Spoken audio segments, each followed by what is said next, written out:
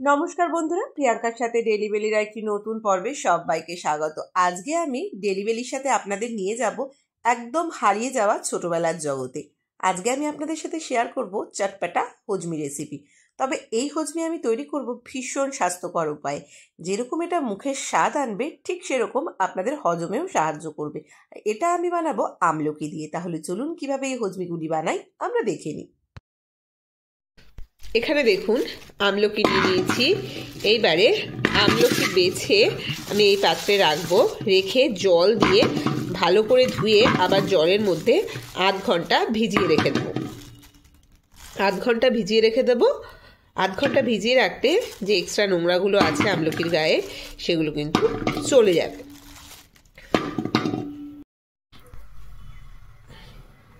এখানে দেখুন একটি পাত্রে জল নিয়ে আমি উপরে আমলকিগুলো সাজিয়ে দিয়েছি। এবার ঢাকা দিয়ে 15 মিনিটের মতো এটা আমি স্টিমে একটু সিদ্ধ করে নেব। ওদিকে আমলকিটা স্টিমে বসানোর এদিকে মশলাটা রেডি করে নিই।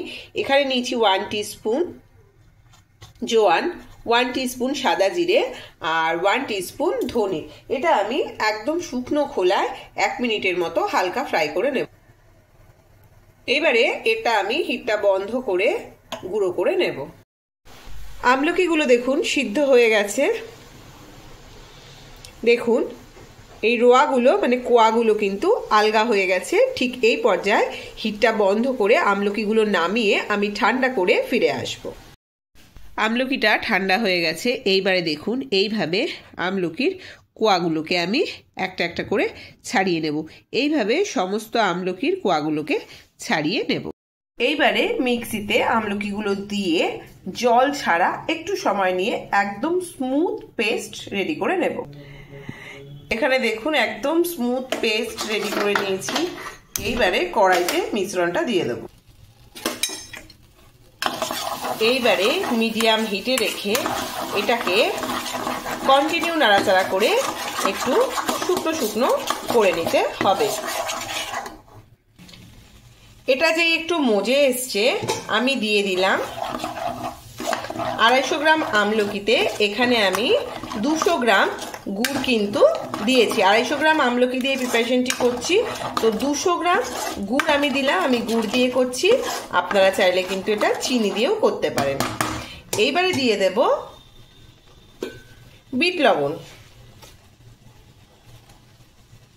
1/2 টিস্পুন বিট লবণ আমি দিয়ে দিলাম। দিয়ে এটা আবার লো হিটে রেখে কন্টিনিউ নাড়াচাড়া করে 10 থেকে 15 মিনিট এটা আমি জাল দেব।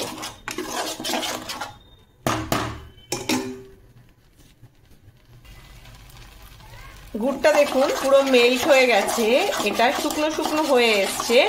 এই পর্যায়ে আমি 1 টিস্পুন আমি কর্নস্টার্চ মানে কর্নফ্লাওয়ার জলে গুলে রেখেছি সেটা দিয়ে দেব।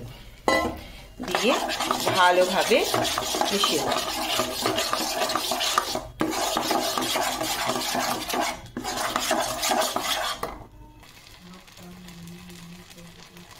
আরে 2-3 মিনিট যাওয়ার পরে আমি একটা আলাদা শাইন আসার জন্য সামান্য ঘি অ্যাড করে দিলাম। এইবার কিন্তু হিটটা মিডিয়ামে রেখে আমি 2 মিনিট এইভাবে কন্টিনিউ নাড়াচাড়া করে যাব। এইবারে আরও কিছুক্ষণ মিশিয়ে নেওয়ার পর আমি দিয়ে দিলাম গোলমরিচ। এখানে আমি 1 টিস্পুন গোলমরিচ দিলাম। আর যে মশলাটা আমি রেডি করে রেখেছি সেটা আমি দিয়ে দিলাম 1 টিস্পুন। এইবার এটা ভালোভাবে আমি মিশিয়ে নেব।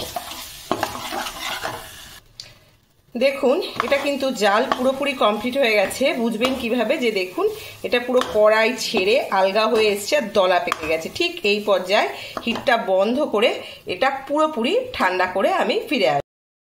তো এটা দেখুন ঠান্ডা হয়ে গেছে, ঠান্ডা হয়ে কতটা শক্ত হয়ে গেছে। আর হাতে আমি তেল মাখিয়ে নিয়েছি। আর এই বাটিতে আমি যে মশলাটা মিশিয়েছি সেই মশলা রয়েছে। মশলা ছিল 1 টেবিল স্পুন, আর সাথে 1 টেবিল স্পুন চাট মশলা আমি মিশিয়ে নিয়েছি। এইবারে তেলটা কিন্তু অবশ্যই লাগিয়ে নেবেন।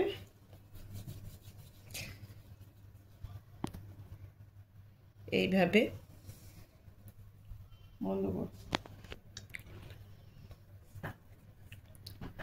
এইবারে একটু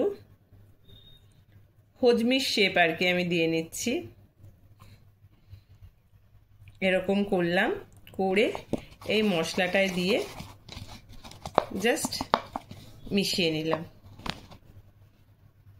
এইভাবে সমস্ত হজমিগুলো মানে হজমি গলিগুলো আমি রেডি করে ফিরে আসব।